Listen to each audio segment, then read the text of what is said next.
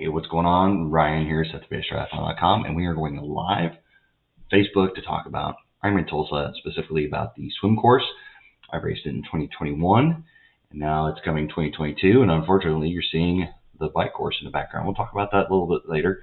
IRONMAN Tulsa 2022, it's coming up May 22nd of 2022. Just want to make sure you guys are ready. If you hear anything in the background, we're doing this live. My dogs are running around. They found their squeaky toys, so who knows what's going to happen. They can get in all kinds of trouble when they hear me talking. So we're going to go to the courses. We're going to download the swim course map. For some reason, it's a JPEG this time around. But as you can see, they used to start the swim off. You can see my arrow on here over at this little marina kind of dock area, boat ramp area.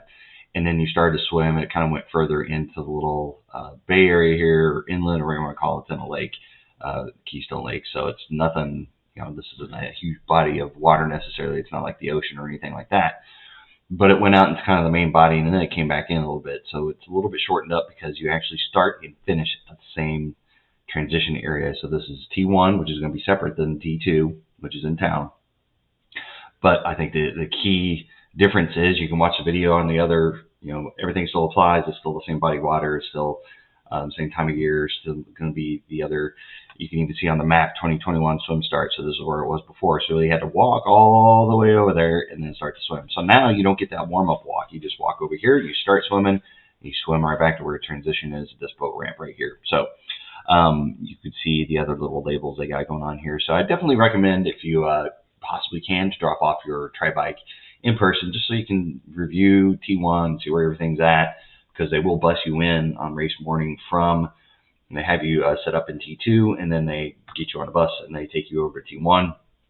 But I like to go in, I check my bike in myself in 21 and just made sure I knew where everything was at, so that you can get oriented, just so you know where everything's at, where your bike's going to go, and there's no surprises. You rack your own bike and all that good stuff. So the key points here are going to be to notice that you are following the yellow buoys on the way out. So they're all going to be on your left. Red buoys are significant turns. Orange buoys on the way back. Notice there's some little bootlegs going on here and some almost 90-degree turns. So the key is going to be that you're not sighting orange buoys when you're on their way out, because you don't want to be zigzagging back and forth. It was raining in 21, so it was a little bit hard at times. Just kind of the haze of the rain and other things going on. Just make sure you keep sight of those buoys. They start the rolling swim start, so it's every 5 seconds they send 4 to 5 athletes in the water. So it's a little congested, but I mean, it opened up enough. There's enough area there that you could usually find a good line of sight, and then it's only one loop. So you should have enough space to really find your way. I swam a little bit to the side, and sometimes it was clear swimming right next to right down the buoy line. But I sighted often because there was a little bit of a breeze, so it kind of blew you into the shore a little bit. So just be careful of that. Other than that, I mean, it's a pretty straightforward swim. The water's going to be pretty murky. Like I said, it rained in 21, so there was no sunlight, and there was no sun on our face at any point in time, but I had mirror goggles anyway. It did just fine.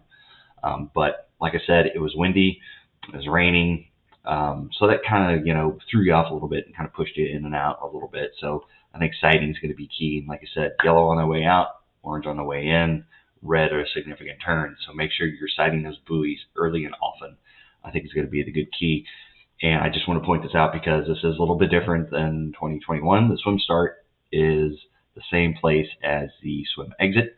It's right by transition. So that's a little bit nicer. You don't have to walk all the way over there in the morning and go start your swim. So I think everybody spoke, and Ironman listened, and they found a way to make it happen. So with that, I'm doing this live. I didn't see any questions like that, but if you have any questions or comments, put them on. If you're seeing it on Facebook, seeing it on YouTube, put a comment there, question there.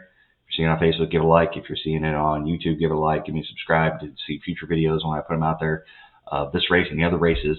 So with that, we're going to wrap it up. It's pretty short and sweet, to the point. A little bit of a change for the swim course for IRONMAN Tulsa 2022. If you have any questions, put them in the comments. Like I said, with that, happy training, and we'll see you out there on race day.